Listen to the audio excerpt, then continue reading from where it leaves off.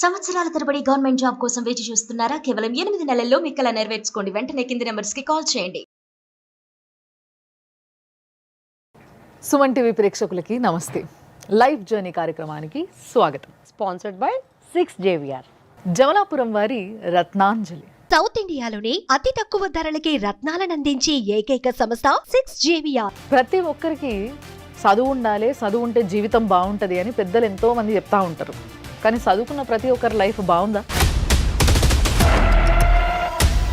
అక్కడ ప్రాజెక్ట్ కోసం వెళ్ళినప్పుడు ఒక 3 months బిఫోర్ నాకు తెలుసు వాళ్ళని. మీ వైఫ్ ఏం చేస్తారు? MSc PhD సేమ్ ఒకటే సెక్టర్. సో మరి ఏం సమస్య ఏంది, అసలు ఏమైంది? ఏదో ఒక రకమైనటువంటి మెంటల్ స్టెబిలిటీ అనేది ఉండదు ఆమెకి. అనుమానం అంటే ఏ విధమైన అనుమానం? వర్షం పడుతున్నప్పుడు పెద్ద ఆవిడని మా వైఫ్ పక్కనే కూర్చుంటుండే. అలా ఇస్తున్నప్పుడు ఆ పెద్ద ఆవిడకి నాకు లింక్ పెట్టింది అనమాట. అంటే ఏదైనా కొట్లాట గ్రజ్జ మనం పెట్టుకుందాం మీ పైన? ఆమెకు ఒక రకమైనటువంటి ఒక సైకోయిజం స్టార్ట్ చేసింది. తన అనుకున్న వ్యక్తి తనను కాదనుకొని ఎక్కడ వెళ్ళిపోతాడనే ఒక భావన ఉండుండొచ్చు. యాక్చువల్లీ వీళ్ళ నాన్న కొంచెం సైకో కాబట్టి వాళ్ళ రిలేటివ్స్ కూడా వీళ్ళ దగ్గర రావడానికి భయపడతారు అనమాట. మీ భార్య దగ్గర జీతం ఏమైనా తీసుకునేటోళ్ళ మీరు? నీకేమి ఇవ్వను అని చెప్పేసి మొత్తం గోల్డ్ డబ్బులు అంతా కూడా ఆమె దగ్గర పెట్టుకొని వెళ్ళిపోయింది. మరి ఇంత చేసిన మీరు మరి ఆ అమ్మాయికి ఏదన్నా మానసికమైన సమస్యలు ఏమైనా ఉన్నాయని చెప్పేసి డాక్టర్కి ఏమైనా సజెషన్ చేశారా? 11 members పైన పెట్టింది సార్. 498. అవును సార్. డివోర్స్ అనేది నేను ఇంకా నెక్స్ట్ లెవెల్ మూవ్ అవుతున్నా. తల్లికి సర్వ హక్కులు ఉంటాయి పిల్లల్ని తన ఎంబడి తీసుకుపోనీకైనా, లేకపోతే తల్లి దగ్గరనే పిల్లలు ఉండాలని. నేను పిల్లల్ని వదిలిపోలే, మీరు ఎవరమే నన్ను అర్థం చేసుకోవట్లేదు. పెద్దవాడిని మీరు కొట్టింది నిజమేనా అండి? నేను దాన్ని ప్రూవ్ చేసుకుంటాను. 14 years మా పాపని మా బాబుని నేనే పెంచిన. సైకోలాగా మాట్లాడితే నేను కొట్టేవాడిని ఉంటే వాస్తవంగా అయితే నేను తెలుసా 2 years ఎందుకు నన్ను ఇంత ఇస్తున్నారు? నా పాపని ఎందుకు నా దగ్గర ఉండి విడదీస్తున్నారు? ఆమె ఏడ్చే కన్నీళ్ళు పిల్లలు అని అంటుంది సార్. అది కూడా ఏమైనా నాటకం ఉంటుంది? ఏమేమి అడగట్లా.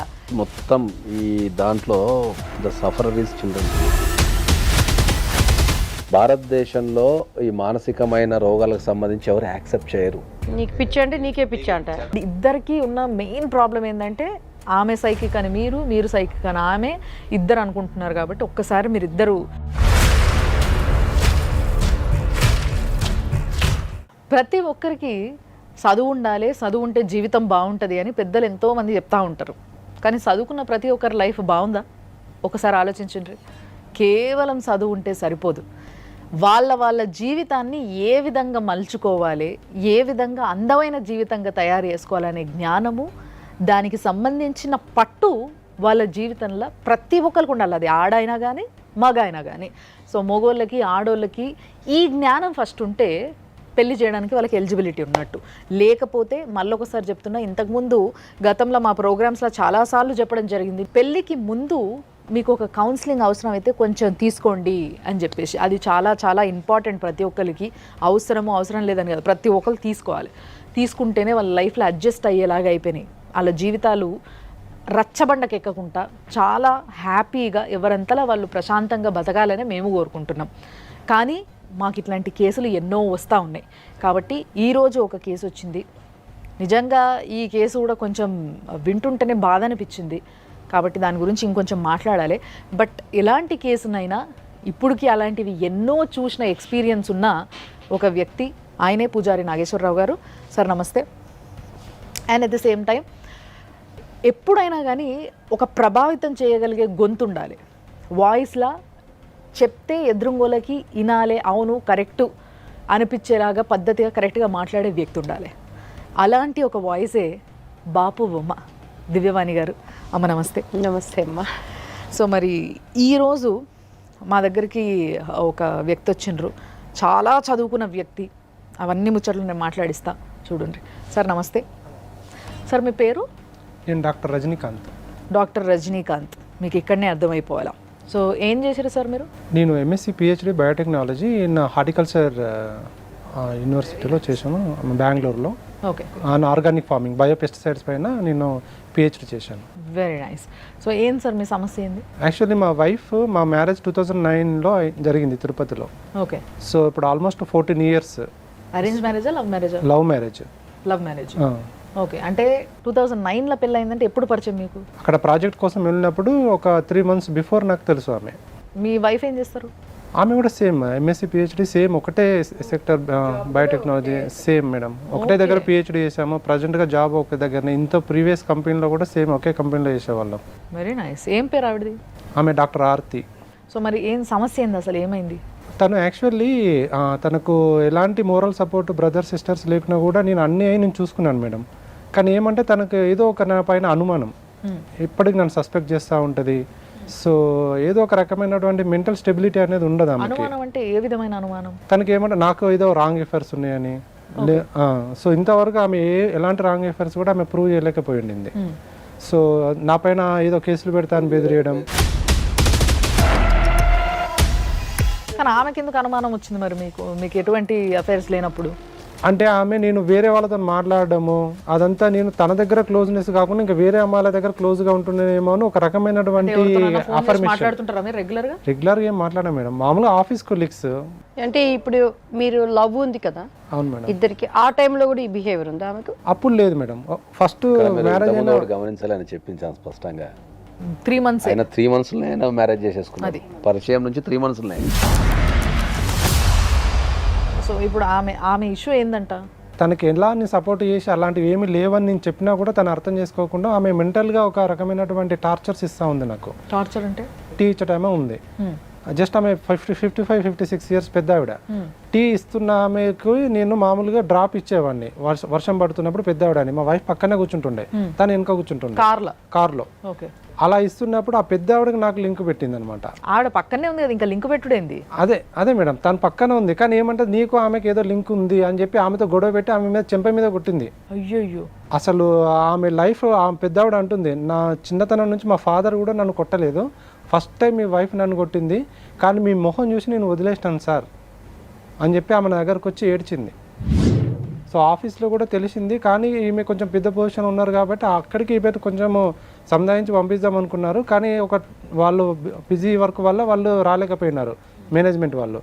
3 months అలా డిలే అయ్యేసరికి ఈమె హెల్పర్ కూడా, సార్ 3 months అయిపోయిన తర్వాత వచ్చి అడిగితే నాకున్న ప్రెస్టేజ్ ఆల్రెడీ నా ఇజ్జత్ పోయింది, ఇంకా ఇప్పుడు వచ్చి మీరు అడిగి ఏం లాభం సార్, నేను ఎప్పుడో మర్చిపోయినా ఆ విషయం అని చెప్పింది. మీకు ఆమెకి ఏమైనా కొట్లాట్లైనా ఏదైనా విషయం పైన, అంటే ఇంట్లో విషయం పైన, అత్తమామ విషయం పైన, ఎవరిపైన అంటే ఏదైనా కొట్లాట గ్రడ్జ్ ఏమైనా పెట్టుకుందా మీ పైన? అలా ఉంది మేడం. తన కసి ఆఫ్టర్ 1 year మా బాబు పుట్టిన తర్వాత నుంచి ఆమెకు ఒక రకమైనటువంటి ఒక సైకోయిజం స్టార్ట్ చేసింది. అప్పటి వరకు లేదు. దానికి కారణం అంటూ ఏమైనా ఉందా?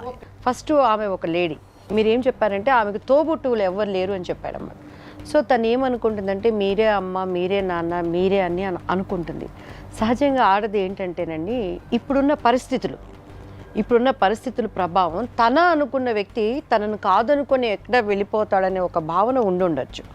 మీరేం చేసి ఉండాలంటే, నేను చెప్పేది మీరుగా అడ్వాంటేజ్ తీసుకునే రామ్మ ఎక్కువ అనకుండా, ఈరోజు వయసులతో సంబంధాలకి భేదాలకి ఏముందండి, జనరల్గా కన్న తండ్రి సార్ ఒక 6 నెలల పసిబిడ్డను కూడాను వేరే దృక్పథంతో వాళ్ళ లైఫ్ స్పాయిల్ చేసిన అనేక మనం చూసున్నాము, వినున్నాము. నేను అనేది అంటే ఆమె స్థానంలోకి మనం వెళ్ళిపోయి ఆలోచిద్దాం ఒక్కసారి. ఎవరు కూడా మెంటల్ వచ్చినట్టు చేయరు. ఆమెతోనే అడిగిచ్చి ఆమెను కారు ఎక్కించుంటే ప్రాబ్లం ఉండేది కాదేమో కదా.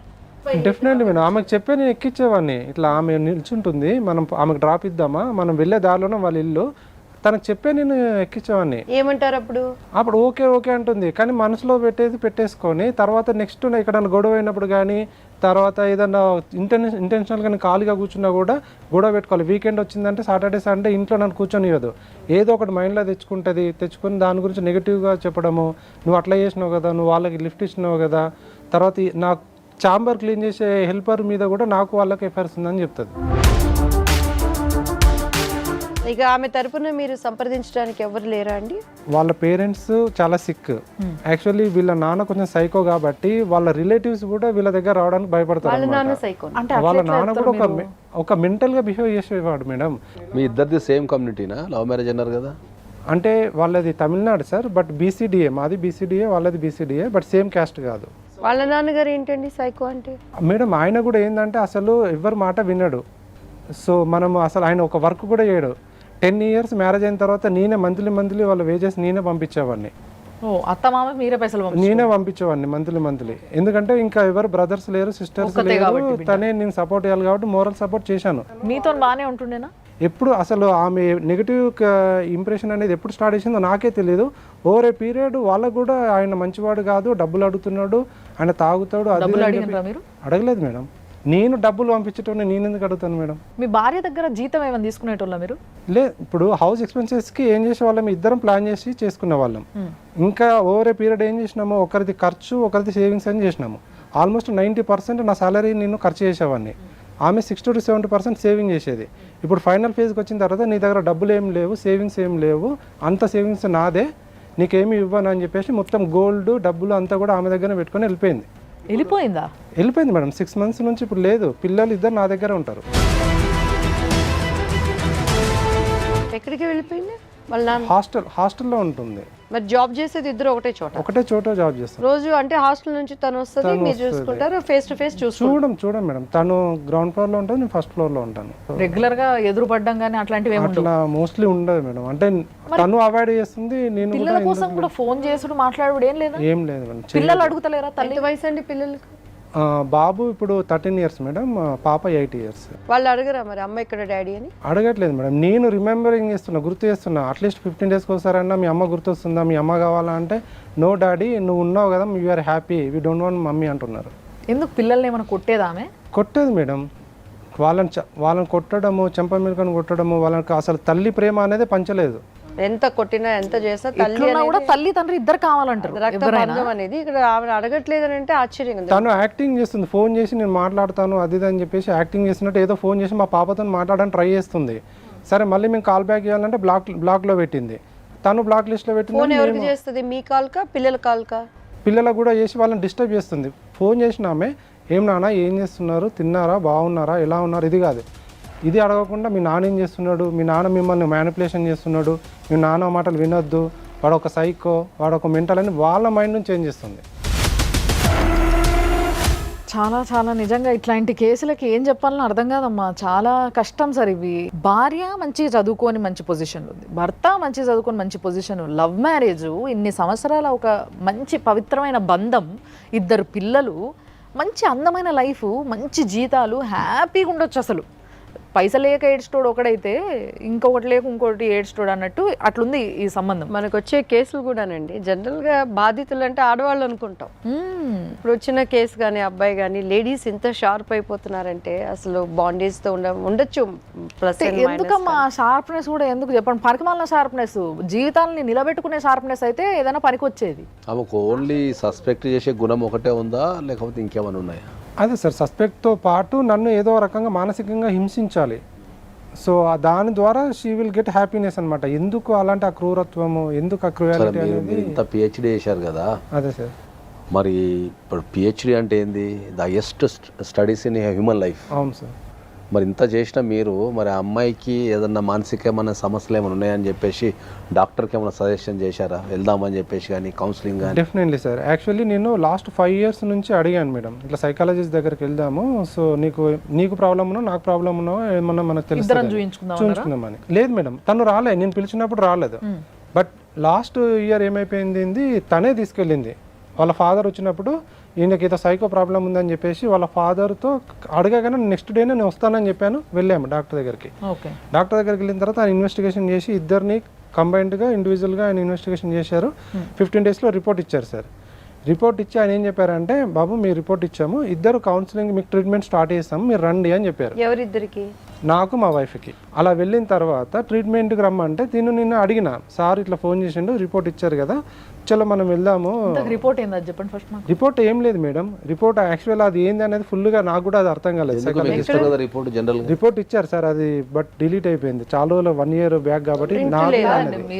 మీరు మంచి చదువుకొని ఆల్మోస్ట్ దాని గురించి తెలిసిన ఫీల్డ్ లో ఉన్నారు. అవునవును. అట్లాంటప్పుడు మీకు అర్థం కావాలి కదా, అర్థం కాలేదంటారు ఏంటి?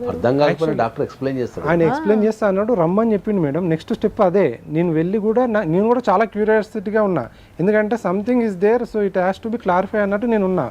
వెళ్దాము అంటే నాకు ప్రాబ్లం కాదు కదా, నీకు ప్రాబ్లం, నువ్వు వెళ్ళు అని చెప్తుంది మా వైఫ్.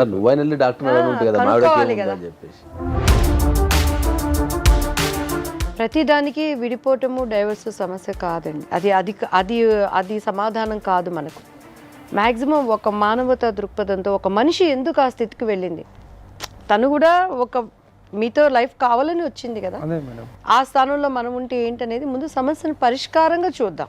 అంటే చాలాసార్లు కాంప్రమైజ్ అయ్యాను మేడం. ఇప్పుడు కూడా నేను తను వెళ్ళిపోమని చెప్పట్లేదు ఇంట్లో నుండి, తనే వెళ్ళిపోయింది మార్నింగ్ ఎర్లీ మార్నింగ్ 3:30 4 o'clock. మీరు రమ్మని అడగలేదా? పోనీ మీరు ఫోన్ చేసి ఎందుకు 6 months అవుతుంది, పిల్లల పరిస్థితి ఏంటి, ఒకటే ఫ్లోర్లో ఉండి పైన నువ్వు కింద నేను ఎదురింటి మూడు పక్కింటి పెళ్ళంలాగా. అదే మేడం, నేను కేసు పెట్టేసిన నీ పైన FIR ఫైల్ అవుతుంది, మీ ఎంటైర్ ఫ్యామిలీ అందరు నేను లోపల పెడతా, మీ మీద క్రిమినల్ కేసు పెడతా. క్రిమినల్ కేసు పెట్టిందా మీ పైన? పెట్టలేదు సార్, ఓన్లీ 498. అదే 498 ఈజ్ క్రిమినల్ కేసు. అది క్రిమినల్ కేసు అంటే 498 క్రిమినల్ ప్రొసీడింగ్స్ అంటాం మనం. అదే సార్, ఇట్లా నేను టార్చర్ చేస్తున్నాను, నాకు మల్టిపుల్ అఫైర్స్ ఉన్నాయని, తర్వాత మేము ఆమెను ఫిజికల్గా హరాస్ చేసినామని.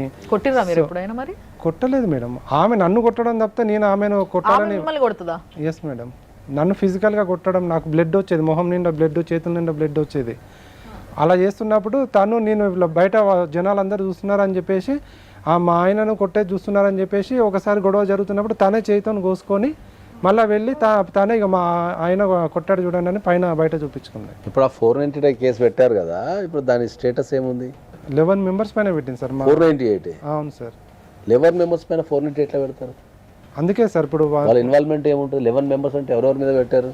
అదే మా పేరెంట్స్, మా బ్రదర్స్ వాళ్ళందరూ ఉండేది సిద్దిపేటలో, మేము ఉండేది ఇక్కడ హైదరాబాద్లో. సో కావాలని అందరిపైన ఒక ఫ్యాబ్రికేటెడ్ కేసు పెట్టేసి 11 members అంటే మొత్తం ఎంటైర్ ఫ్యామిలీ మీద పెడితే పెట్టింది సార్. పోలీస్ వాళ్ళు ఎట్లా యాక్సెప్ట్ చేశారు దాన్ని? అదే సార్, అందుకే వాళ్ళు ఏమన్నారంటే ఇది లీగల్గా ఇది కరెక్ట్ కాదు, సో దట్ దీన్ని మనం ఫర్దర్ లెవెల్లో రిక్వెస్ట్ ఇచ్చేసి అన్నెసెసరీ నెంబర్స్ని తీసేసి ఓన్లీ హస్బెండ్ మాత్రం పెట్టేసి ఫర్దర్ నెక్స్ట్ కోర్టుకి ఛార్జ్ షీట్ వేసి పంపిస్తామని చెప్పారు. ఛార్జ్ షీట్ వేసారా మరి దాంట్లో? ఇంకా అయితే ఒక 2 సాక్షులను తీసుకురమ్మని చెప్పినారు sir.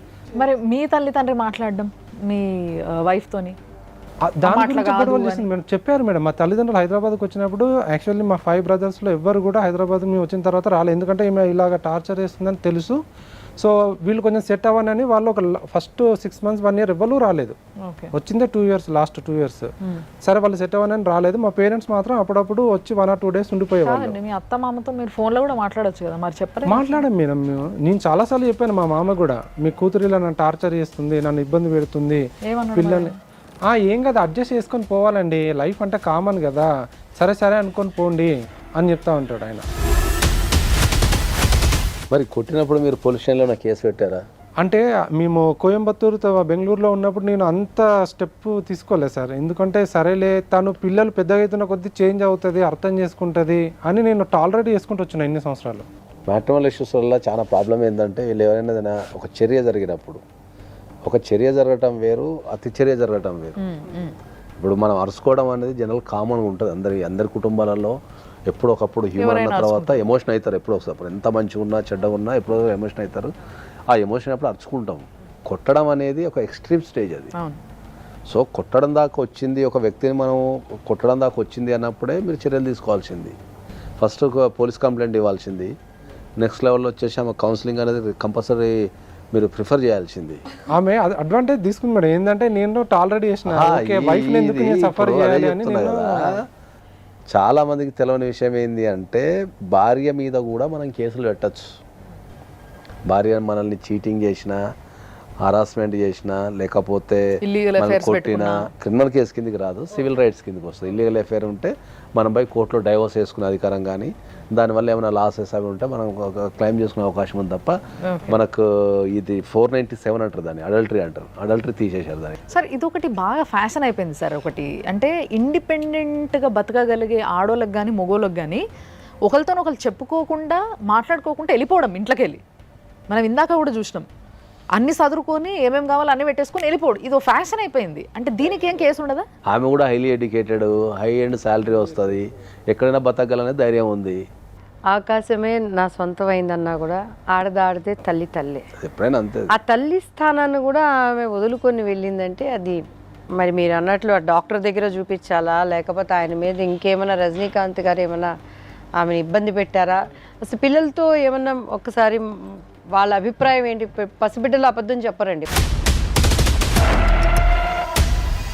Life journey sponsored by six JVR. Jamalapuram వారి రత్నాంజలి. సౌత్ ఇండియాలోనే అతి తక్కువ ధరలకి రత్నాలను అందించే ఏకైక సంస్థ 6JVR. Hello hello, doctor Aarti గారా అండి? అవును మేడం. హాయ్ అండి, నేను సుమన్ టీవీ నుంచి కాల్ చేస్తున్నా అండి. ఓకే. సో ఇక్కడ మీ హస్బెండ్ ఉన్నారు. సో యాక్చువల్గా ఇట్లా నా భార్య నన్ను వద్దనుకొని వెళ్ళిపోయింది, మా ఇద్దరికి ఇట్లా కొన్ని ఇష్యూస్ జరుగుతున్నాయి అని చెప్పేసి ఇంతసేపు చాలా విషయాలు చెప్పడం జరిగింది ఆయన. ఓకే. సో ఆయన వైపు నుంచి ఒక్క వైపు నుంచి ఉండడం కరెక్ట్ కాదు కదా అని చెప్పేసి నేను మీకు కూడా కాల్ చేయడం జరిగింది. అంటే చిన్నపిల్లలు ఉన్నారు. తను చిన్న పిల్లలు ఉన్నారు, నేను వదిలేసేం వెళ్ళిపోలే. యాక్చువల్లీ ప్రాపర్ గా 3-4 ప్లేసెస్ లో కౌన్సిలింగ్ జరిగింది. సో మదర్ తోనే 2 పిల్లలు. అవును madam, Siddipet 3 town police station లో కౌన్సిలింగ్ జరిగింది. సో ఆ మదర్ తో 2 పిల్లలు ఉండాలని చెప్పి పంపిస్తే 2 months కలిసి ఉంటానని తను చెప్పారు. ఓకే. సో 2 months తను ఉండాలంటే ఇంట్లో పిల్లలతో తను ఉండాలని అలా పంపించారు. ఓకే. మళ్ళీ ఏమైందంటే విత్-ఇన్ వీక్ లోపల తను మళ్ళీ వచ్చి గొడవ చేసి మళ్ళీ నన్ను మా వాళ్ళ ఇంట్లో ఉన్న వాళ్ళందరినీ తీసుకొచ్చి కొట్టి నన్ను హారస్ చేసి బట్టలంతా చింపి పెద్ద ఎఫ్ఐఆర్ పడింది మ్యామ్. తను ఎంత పెద్ద న్యూసెన్స్ రీజన్ గా క్రియేట్ చేసినాడంటే, మా అమ్మ బాగలేదు, షీస్ అ క్యాన్సర్ పేషెంట్. తను అంత ఇదిగా ఉన్నారని పాండిచేరికి పంపించాలని చెప్పి నాకు ఫోన్ వస్తే నేను మేనేజర్ కి ఇన్ఫార్మ్ చేసేసి జస్ట్ 2 hours పర్మిషన్ తీసుకొని పోయిన ఆఫీస్ లో. మీ హస్బెండ్ కి చెప్పిండ్రా? Ma'am actually now we departed ma'am. So divorce అనేది నేను ఇంకా నెక్స్ట్ లెవెల్ మూవ్ అవుతున్నా. నాకు కొన్ని అడ్రస్ ప్రూఫ్ ప్రాబ్లం ఉన్న వల్ల it is getting delay. Okay. Okay. ఆ 2 hours పర్మిషన్ లో ఇక్కడ ఆఫీస్ లో కూడా ఎవరో పర్మిషన్ తీసుకున్నారంట హెచ్ఆర్. నాకు అవి తెలియదు మ్యామ్. ఓకే. వీళ్ళు ఎట్లా క్రియేట్ చేసినారంటే, నేను హెచ్ఆర్ తో నేను ఎక్కడికో వెళ్ళిపోయినా రూమ్ లో స్టే చేస్తున్నానని అన్నెసెసరీగా తన రూమర్స్ క్రియేట్ చేసి ఆఫీస్ లో పెద్ద న్యూస్ జరిగింది. నేను ఒక మాట చెప్తాను నేను మీకు, వినండి. నేను ఆయన వచ్చినప్పటి నుంచి 2-3 సార్లు అడిగినా. ఆయన ఏమంటాడంటే, మా భార్యకి నా పైన అనుమానం మేడం, నేను ఎవరితో మాట్లాడినా వాళ్ళతో లింక్ పెట్టేస్తుంది నాకు. Actually I will share the psychiatric reports. He is a narcissistic person with schizophrenia case. Actually మీ దగ్గర ఉన్నాయా రిపోర్ట్స్? ఉన్నాయి మ్యామ్, నాదే ఉంది, తనదే ఉంది. ఒక్కసారి తను అంత నేను కొడుతూ ఉంటే ఒక ఆడదానిగా ఎవరైనా డిఫెన్స్ చేయొచ్చు. నేను డిఫెన్స్ అయినా చేసినప్పుడు ఏదైనా తలగొండొచ్చు, కానీ పర్పస్ఫుల్ గా ఆయన కొట్టాలో పెట్టాలని ఏం లేదు. తనకున్న పర్సనాలిటీకి నేనున్న పర్సనాలిటీ చూసే వాళ్ళు కూడా ఎవరు ఒప్పుకోరు మ్యామ్. ఒక తల్లిగా మీరు ఇంత పెద్ద పొజిషన్లో ఉన్నారు, మీకు తెలుసు కాబట్టి ఇది మినిమం తెలిసి ఉంటుంది అనుకుంటున్నాను నేను. ఏమని అంటే, ఒకవేళ భార్యాభర్తలు రేపటి రోజు విడిపోవాలనుకున్నా కూడా తల్లికి సర్వ హక్కులు ఉంటాయి, పిల్లల్ని తన ఎంబడి తీసుకుపోనీకైనా, లేకపోతే తల్లి దగ్గరనే పిల్లలు ఉండాలని ఒక ఏజ్ వరకు. నేను పిల్లల్ని వదిలిపోలే, మీరు ఎవరమే నన్ను అర్థం చేసుకోవట్లేదు. He took my children to their parents home. ఆ రోజు వాళ్ళ పిల్లల్ని పంపించేసి ఆ రోజు నైట్ ఇంకో ఆయన నాకు ఫోన్ చేసి నాకు చెప్తున్నాడు, నువ్వు తర్వాత పెట్టకు, నేను లోపలికి వస్తా అంటున్నాడు. నేను పోలీసులో కంప్లైంట్ ఇస్తున్నా, తను హారెస్ చేస్తున్నాడు అని. పిల్లల్ని తీసుకొని ఈయన వెళ్ళిపోయినాడు. ఇంకో అయినా నేను పొద్దున్న వాకింగ్ పోయినట్టు వస్తాం 4 o'clock, నువ్వు ఓపెన్ చేయి, డోర్ పెట్టకు, ఎవరికి తెలియకుండా వస్తా అంటున్నారు. ఎలాంటి సేఫ్టీ అక్కడ ఉంది మ్యామ్? ఈ విషయం పైన ఇంకొంచెం డీటెయిల్ గా కొన్ని ముచ్చట్లు మీతో మాట్లాడడానికి దివ్యవాణి గారు ఉన్నారు, ఒక్కసారి మాట్లాడండి మీరు. ఇప్పుడు మేము రజనీకాంత్ గారితో మాట్లాడితే ఆయన ఏమన్నారంటే, డాక్టర్ దగ్గరికి వెళ్ళినప్పుడు మీరు ఇట్లా నెక్స్ట్ సిట్టింగ్ రమ్మని అంటే మీరు రాలేకపోవటం వల్ల, ఎందుకంటే అది కూడా నేను రీజన్ చెప్తాను మ్యామ్. అక్కడ 15,000 నేనే పే చేసిన, అక్కడ పెద్ద రచ్చరచ్చ చేసినాడు. He didn't pay even a single rupee. నేను ఆల్రెడీ ఇవన్నీ చూసుకున్నా. నెక్స్ట్ టైం తన ట్రీట్మెంట్ పోవాలంటే కూడా నా దగ్గర డబ్బులు లేదు. నేను ఆఫీస్ లో ఒక ఆమె దగ్గర 15,000 ఇంట్రెస్ట్ తీసుకొని మా పాప స్కూల్ ఫీజు నేను మేనేజ్ చేసిన. నువ్వు ఎట్లా ఆమెకి, మా ఆవిడకి నువ్వు డబ్బులు ఇవ్వచ్చు అని చెప్పి అక్కడ ఆఫీస్ లో కూడా రచ్చరచ్చ చేసినాడు. తను ఎంత టార్చర్ చేస్తాడంటే, నువ్వు ఇంట్లో ఒక 10 రోజులు ఎక్కడికైనా వెళ్ళిపో, నా దగ్గరికి ఎందుకు ఉంటావు, ఇంకొక దాన్ని నేను ఇంటికాడ తీసుకొచ్చి పెట్టుకుంటా, నా ఇష్టము, నువ్వు అలో చెయ్యి, లేదంటే నువ్వు వెళ్ళిపో, లేదా ఇలా చెప్తాడు, ఇలా కొడతాడు. దీనికి ముందు మనకి రజనీకాంత్ గారు ఏం చెప్పారంటే, మీ ఆఫీస్లోనే ఒక 50 years ఉన్న ఒక లేడీని ఏదో వర్షం వచ్చిందని మీ పర్మిషన్ తోనే డ్రాప్ చేస్తే మీరు కొట్టారని, ఇప్పుడు ఆమె కూడా మీ ఆఫీస్లోనే ఉంటది కదా? యాక్చువల్లీ ఏమంటే, ఈయన నన్ను మానిటర్ చేయడానికి ఒకరిని ఆఫీస్ లో ఫిక్స్ చేసుకున్నారు. మా ఇంట్లో మా నాన్న గాని మా అక్క వాళ్ళు గాని ఎవ్వరు, మా అక్క మాట్లాడితే తప్పు, మా అక్క వాళ్ళు హస్బెండ్ కు నాకు సంబంధం లేదు, ఆయనతో నేను అఫర్స్ ఉంది అని అంటున్నాడు. పెద్దవాడిని మీరు కొట్టింది నిజమేనా అండి? ఈ ఆమెనే మ్యామ్ మీకు ఫోన్ వస్తున్నప్పుడంతా పోయి ఇన్ఫర్మేషన్ ఇచ్చేదంటే నేను ఒక ఆమెను పిలిచి అడిగిన, ఎందుకు ఈ పని చేస్తున్నావా అంటే, మ్యామ్ నేను అట్లాంటి ఏం చేస్తలేదంటే, you should not do all these things, నువ్వు ఇప్పుడు ఏదో ఒక చిన్న ఇది చెప్తావు, ఇది పెద్ద లెవెల్ కి పోతుంది, నువ్వు కంట్రోల్ చేసుకో అని చెప్పిన. ఆ చిన్న ఇదికి ఆమె ఇంకో వాళ్ళ అక్కని తీసుకొని వచ్చి ఇక్కడ వాళ్ళిద్దరూ బాగా అరుచుకొని, ఈ అయినా కూడా వచ్చి అరుచుకొని ఉంటే హెచ్ఆర్ ఇంకా వేరే ఆఫీస్ వాళ్ళంతా వచ్చి, ఒక లేబర్ ఆమె ఇట్లా డిప్యూటీ మేనేజర్ తో నువ్వు బిహేవ్ చేయడం కరెక్ట్ కాదు, నువ్వు గోడౌన్కి వెళ్ళిపో అట్లా అని చెప్పి జస్ట్ మార్చేరు అంతే. అక్కడ ఏం జరగలేదు మ్యామ్. ఒక్క పని ఆమె వెళ్ళిపోతుంటే నేను రిజైన్ చేసి వెళ్ళిపోతాను ఓపెన్ స్టేట్మెంట్ ఇచ్చినాడు. ఆమె వెళ్ళిపోవడంకు మీరు రిజైన్ చేయడంకు ఏదైనా కరెక్ట్ ఉన్నా హెచ్ఆర్ ఇది చేసినాడు. అంటే నా వైఫ్ కు నీకు సంబంధం ఉంది, నువ్వు ఎందుకు నా వైఫ్ కు సపోర్ట్ చేస్తున్నావు అని హెచ్ఆర్ మీదకి పోయినాడు. అక్కడ మీరు చెప్పిన ముస్లామే సడన్ గా ఇట్లనే చేస్తా ఉంది. కార్ లో పోతున్నప్పుడు కూడా నాకు మా ఆవిడకు 10 days ఎలాంటి లేదు, అండర్స్టాండింగ్ లేదని ఒక థర్డ్ పర్సన్ ఆ కార్ లో పోతున్న ముస్లామే చెప్తున్నాడు. సార్ ఏంటి సార్ ఇట్లా అనవసరంగా నా మీద నిందన పెడుతున్నాడని I'm explaining that.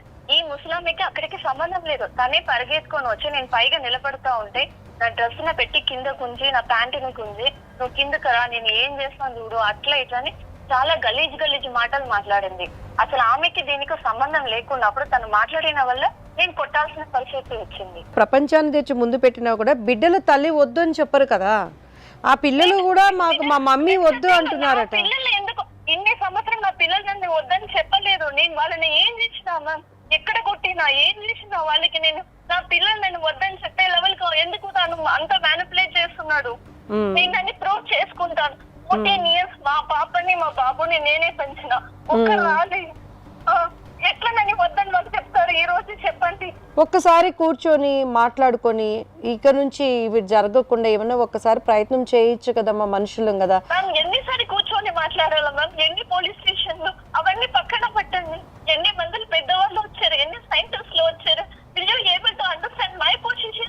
My depression is more than 140. You know, నాకు డైలీ సూసైడల్ థాట్ వస్తుంది, మెడికేషన్ అవి ఇవి నేను మేనేజ్ చేసుకొని పోతున్నా. ఎప్పుడైనా నా పిల్లల్ని అర్థం చేసుకుంటారు.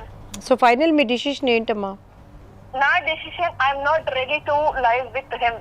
నాకు నా పిల్లలు కావాలి, నా పిల్లల కోసమే నేను ఇక్కడ ఉన్నా. దానికోసం మీరు ఎంత కోర్టు ఎక్కడ పోమంటారో నేను ప్రూవ్ చేసుకుంటా. వాళ్ళకి నా అవసరం ఖచ్చితంగా ఉంది. He's manipulating.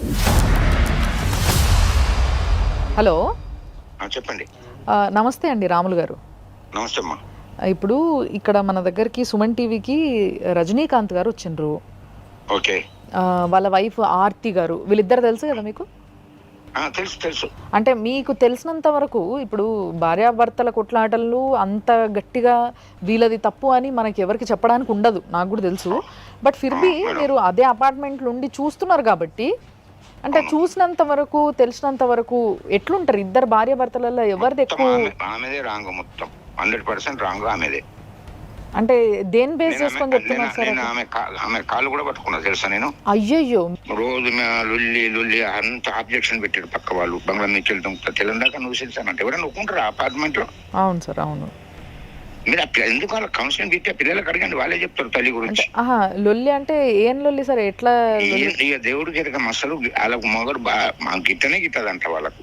ఆమె ఏమంటదంటే, మేమిద్దరం సైకియాట్రిస్ట్ దగ్గరకు పోయినాము, రిపోర్ట్ మాత్రం నాకేం ప్రాబ్లం లేదు, ఆయనకే ఏదో ప్రాబ్లం ఉంది, ఏదో ఇష్యూ ఉంది అని చెప్పేసి చెప్తుంది. ఇష్యూ ఉంటే మరి ఆమె చూపించుకోవాలి, ఆమె భర్త కేసులు పెట్టుకుంటారా? అంటే మొగుడు కొడుతున్నాడు నన్ను, బట్టలు చింపిండు నావి, అది. లేదండి, లేదు. మీరు ఇంకా నేను ఒక్కనే కాదండి, మీరు అపాయింట్మెంట్ కదండి, అందరు వాళ్ళే చెప్తారు. మళ్ళీ ఏమన్నా అంటే వాళ్ళు అంటదంటారు, ఇక అనొద్దు కానీ వాళ్ళ భర్తకు ముసలిని నువ్వే తోలేసినావు మన ఇంటికి, మా ఇంటికి, ఆ రూమ్ కంట. నేను ఆ రూమ్ కి ఎప్పుడు నా భార్యతోనే పోయినా, ఎప్పుడు పోయినా ఒకటేసారి అర్థమైంది. ఏనండి అర్థం ఉందా ఏమన్నా? అదే సైకోలాగా మాట్లాడితే నేను కొట్టేవాడిని ఉంటే వాస్తవంగా అయితే నేను తెలుసా? అదే okay sir, okay, thank you. సరే అమ్మా, థ్యాంక్ యూ సార్. హారతి గారు, చెప్పండి. అదేనమ్మా మీరు వింటూ ఉన్నారు కదా.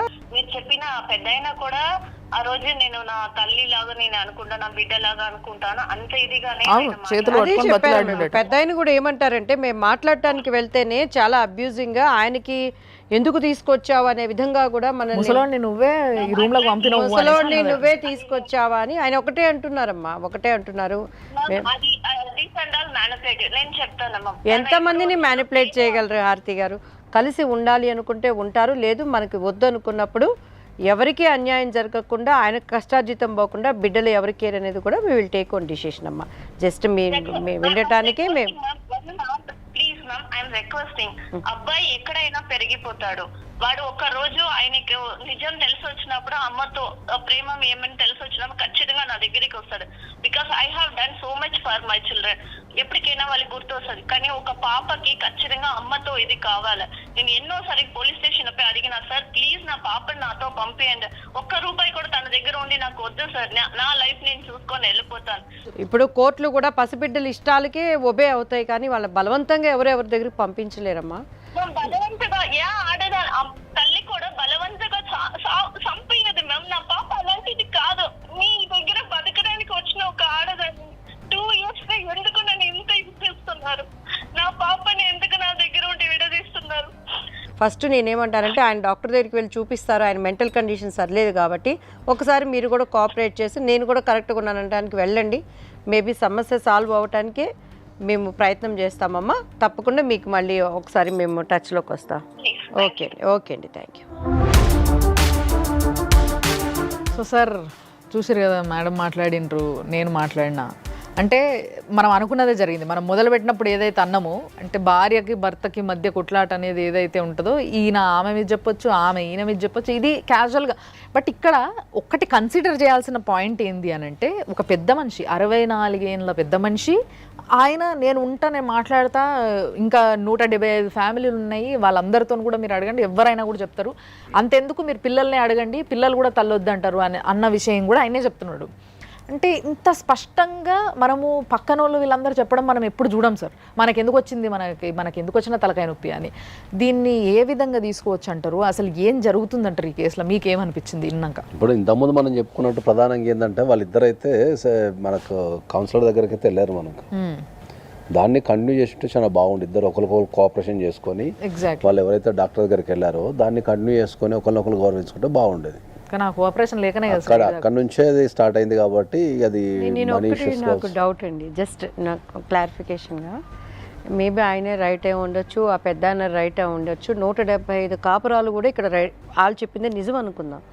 కానీ ఆమె ఏడ్చే కన్నీళ్ళు, పిల్లలు అని అంటుంది చూసారు, అది కూడా ఏమైనా నాటకం ఉంటుంది. ఏమేమి అడగట్లా, డబ్బులు అడగట్లేదు. సరే ఓకే, ఆయన ఏదో భర్త కాబట్టి అట్లా అన్న బెదిరిస్తారు. కామన్గా వాళ్ళకున్న ఒక శారీరక బంధం, బాండేజ్, వాళ్ళకు ఉన్నటువంటి దీనిని బట్టి మీరు చెప్పిన పాయింట్ని కన్సిడర్ చేసుకుని ఒక్క క్వశ్చన్ అడుగుతాను మిమ్మల్ని. మీ వైఫ్ ఇంట్లోకి వెళ్ళి 6 నెలల కింద వెళ్ళిపోయింది అన్నారు కదా చదువుకొని అన్ని. అప్పుడు పిల్లలు ఇంట్లో ఉన్నారా లేకపోతే మీ మమ్మీ వాళ్ళ ఇంట్లో ఉన్నారా? అప్పుడు వచ్చేసి పిల్లలు ఇంటి దగ్గర డ్రాప్ చేసి వచ్చి మీ ఇంటి దగ్గర మదర్ వాళ్ళ ఇంట్లో ఉన్నారు. యాక్చువల్లీ ఆ రోజు నైట్ నాతో గొడవ పెట్టుకుంటుంది, నన్ను ఇంట్లో కూడా రానివ్వలేదు. నేను ఇంట్లోకి రానివ్వట్లేదని నేను నైట్ 10 అయిపోయిందని నేను కింద వెళ్ళి కార్లో పడుకున్నాను అనమాట నైట్.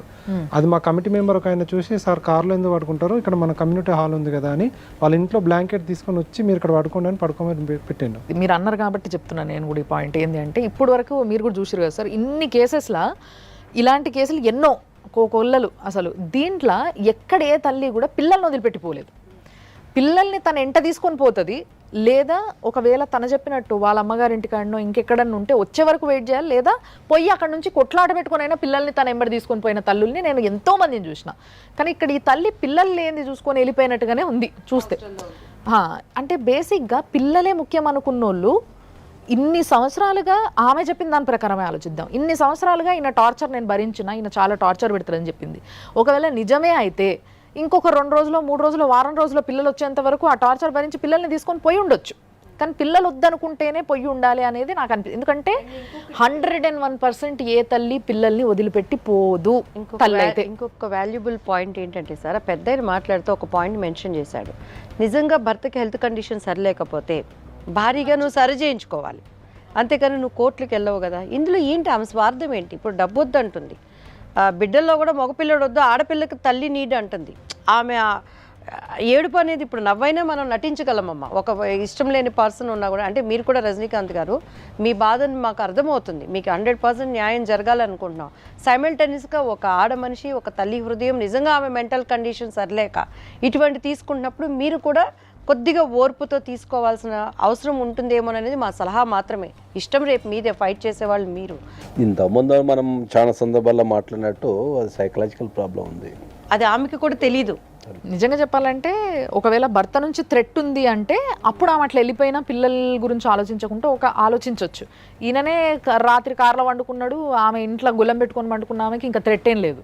ఈవెన్ ఆమె ఎఫ్ఐఆర్ ఫైల్ చేసే ముందు మేడం పోలీస్ స్టేషన్లో తను ఏం చెప్పింది, నేను హాస్టల్కి వెళ్ళిపోతున్నా సార్, నెక్స్ట్ డే మా హస్బెండ్, నేను ఎక్కడున్నానో ఏ హాస్టల్లో ఉన్నానో మా హస్బెండ్కి తెలియకూడదు, ఎందుకంటే రేపు నన్ను చంపేస్తాడు మా హస్బెండ్ అని. అసలు నాకు అలాంటి ప్లానింగే లేదు, అలాంటి థింకింగే లేదు. ఆల్రెడీ ఎఫ్ఐఆర్లో చాలా సందర్భాలు రాసింది కదా. రాసింది సార్, బట్ ఆ ఎఫ్ఐఆర్ కాకుండా ఎస్ఐ సార్కి చెప్తుంది ఏమని, రేపు మా హస్బెండ్ నేను ఎక్కడున్నా, రేపు ఒక్కరోజు అయితే పర్టికులర్గా డ్యూరింగ్ జనవరి, సో నా హస్బెండ్ నన్ను చంపేస్తాడు అంటది. చంపేయడం ఏంటి, రేపు ఏంటి, రేపు అయిపోయి ఇప్పటికి 5 months అయిపోతుంది, నథింగ్ ఇస్ హ్యాపెండ్. సార్ చెప్పినట్టు కూడా నేను సైకలాజిస్ట్ డాక్టర్ దగ్గరికి వెళ్తాను, 2 రిపోర్ట్లు తీసుకోండి.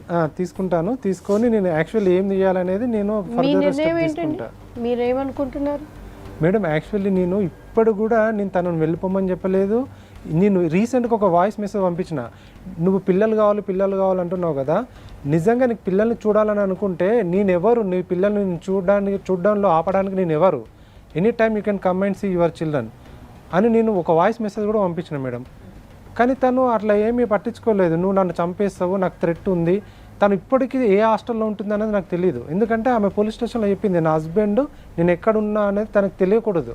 చెప్పుకోలేనటువంటి పెయిన్ ఇది. సరే ఏం సార్ ఇది ఇంత ఆగం ఏమో ఓవరాల్గా అయితే ఏంటంటే మొత్తం ఈ దాంట్లో the sufferer is children. Yes absolutely. పిల్లల కోసం అన్న ఇద్దరు త్యాగం చేసి ఉండాల్సింది, ఎందుకంటే over the period of 14 years of marriage. ఇప్పుడు ఆమె అయితే క్లియర్గా చెప్తుంది, డైవర్స్ కావాలి, నాకు ఈయనతో ఉండే అవసరం లేదు, నాకు అవసరం లేదు. ఆమె చెప్పేది ఏంటంటే డైవర్స్ కావాలా, పిల్లలు కావాలంటే, ఎస్పెషల్లీ ఒకవేళ మగపిల్లగాడు రాకున్నా కూడా ఆడపిల్లనైతే సేమ్ జెండర్ కాబట్టి ఆడపిల్లని ఇచ్చేయండి అని ఆవిడ ఐడియా చెప్తుంది. ట్రీట్మెంట్ చేపిస్తే వచ్చి మీ దగ్గర ఉంటా అంటే మీరు రెడీయా? భార్య కావాలా మీకు? మేడం నేను దానికోసం ఇన్ని రోజులు కాంప్రమైజ్ అవ్వకుండా వచ్చిన. ఇప్పుడు మీరు అన్నట్టుగా ట్రీట్మెంట్ చేసి తను ఒక 3 months 6 months తను ఏం ప్రాబ్లం లేకుండా, ఎందుకంటే షీ విల్ యాక్ట్, నాకు చాలా క్లియర్గా తెలుసు. ఎందుకంటే కాంప్రమైజ్ అయిన ప్రతిసారి 1 month 2 months బాగుంటుంది, 3rd month నుంచి స్టార్ట్ చేస్తుంది. ఓకే, సో అలా చేయకుండా తను ఉంటుందంటే then I will think about that. మేము విడిపోయినా ఓకే సార్, బట్ పిల్లల్ని విడగొట్టద్దు అన్న ఒక కాన్సెప్ట్తోనే నేను ఇద్దరు పిల్లలు ఎక్కడ ఉన్నా, మా కూతురు అన్న లేకుండా ఉండదు, వాళ్ళ ఒకరికొకరు సపోర్ట్ ఉంటారు. పిల్లల్ని ఇద్దరిని తీసుకుంటే చలో నువ్వు ఇద్దరిని తీసుకో, కానీ పిల్లలు సంతోషంగా ఉండాలి. నేను పిల్లల్ని ఇచ్చిపెట్టడానికి రెడీ, కానీ వాళ్ళిద్దరు ఉండాలి, ఇద్దరు హ్యాపీగా ఉండాలి.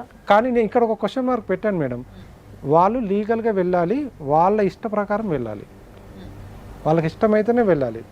నేను ఇవ్వడానికి నేను వాళ్ళు ఇంకా కోర్టులో ఏం చెప్తారో అది ఓకే మేడం. వాళ్ళు చిన్న పిల్లల మాట చట్టాలు నమ్ముతాయి కదండి. ఇప్పుడు వాళ్ళ మాకు ఇష్టం లేదు అంటారు, కోర్టు వాళ్ళ ఇష్ట ప్రకారం తండ్రికి ఇచ్చేస్తుంది, ఆయన ధైర్యం అది. మీరు ఒక విషయం అయితే చెప్పారు సార్, ఎక్కడైనా కూడా వీళ్ళిద్దరి ఏంది అసలు నిజంగా వాళ్ళ మైండ్ ఇష్యూ ఏంది, అది ఇద్దరు ఒకరి మీద ఒకరు చాలా పెద్ద అలిగేషన్స్ వేసుకుంటారు. చట్టంలో దీనికి సంబంధించి ఏమైనా ఉన్నాయండి మీకు సంబంధించి సపరేట్ ఇటువంటి కేసెస్కి? అవును ఉన్నాయి. ఇప్పుడు మనకేమైందంటే భారతదేశంలో ప్రధానంగా చెప్పేది ఏంటి అంటే, భారతదేశంలో ఈ మానసికమైన రోగాలకు సంబంధించి ఎవరు యాక్సెప్ట్ చేయరు.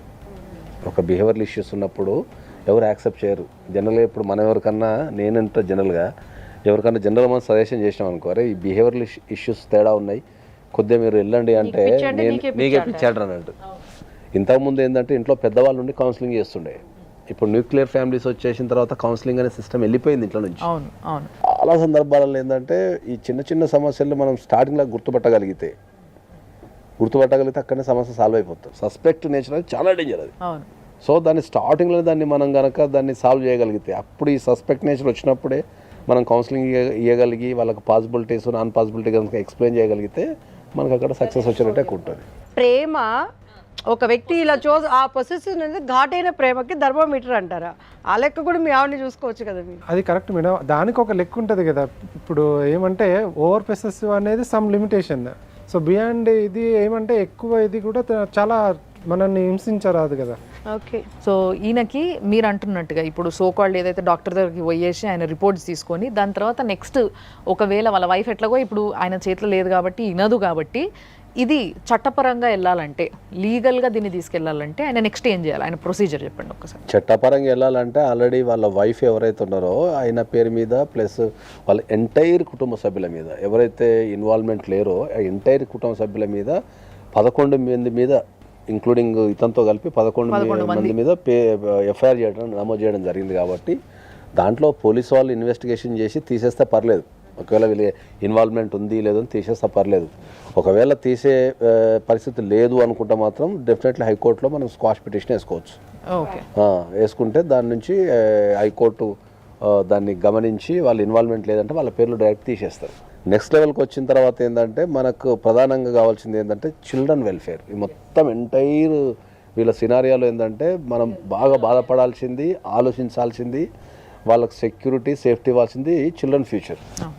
ఎదుగుతుంది వాళ్ళు ఎదుగుతున్న పిల్లలు కాబట్టి వాళ్ళు అన్నీ గమనిస్తుంటారు. వాళ్ళు మనం అనుకుంటాం ఏంటంటే చాలామంది మనం బిజీలో ఉండటం ద్వారానో లేకపోతే ఇంకోటి వాళ్ళు తెలవదులే చిన్నపిల్లలు అనుకుంటాం, కానీ వాళ్ళ మనసులో కొన్ని విషయాలు ముద్రించకపోతాయి, అబ్జర్వ్ చేసి వాళ్ళ మనసులో బలంగా నాటకపోతాయి. ఈ నాటకపోయినప్పుడు వాళ్ళ ఫ్యూచర్లో ఇప్పుడు మనకు ఎదురయ్యే సమస్యలు ఏంటంటే పెళ్లి చేసుకోకపోవడము, లేకపోతే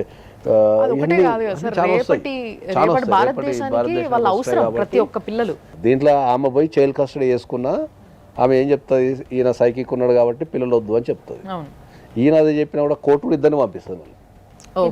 ఇద్దరిని కోర్టు కౌన్సిలింగ్ కి అండ్ గవర్నమెంట్ హాస్పిటల్ పంపించి వీళ్ళ ఎవల్యూషన్ తీసేసుకుంటారు కంపల్సరీ. సో ఎవరిలో లోపం ఉందంటే ఎవరి లోపం ఉందని చూసి దాన్ని బట్టి అక్కడ తీస్తారు. కాబట్టి child custody is the most important.